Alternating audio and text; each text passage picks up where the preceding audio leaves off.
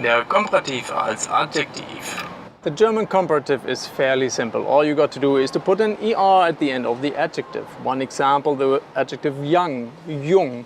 To say younger, all you do is the same as in English, put an ER there.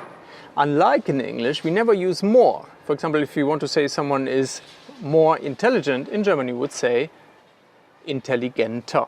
So that as a little review. Now you can use this younger, intelligenter as an adjective. Let's say you want to say, I've got a younger brother. Ich habe einen jüngeren Bruder. So you add an en after the comparative.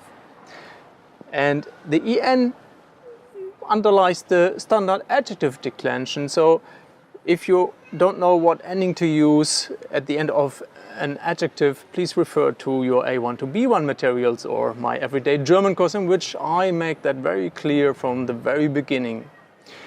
Now, just two sentences to compare that I find enlightening, and one of them, let's start with that. So you have Ich habe einen jungen Bruder versus Ich habe einen jüngeren Bruder. I've got a young brother versus I got a younger brother. You see the difference, right? So it's quite important to know how to use the comparative as an adjective, but that's about it. So the main problem here is the adjective ending, as so often, but that hopefully you have already mastered by now. If not, please make sure that you master it now. Vielen Dank für deine Aufmerksamkeit und weiterhin viel Vergnügen mit deinem Deutsch.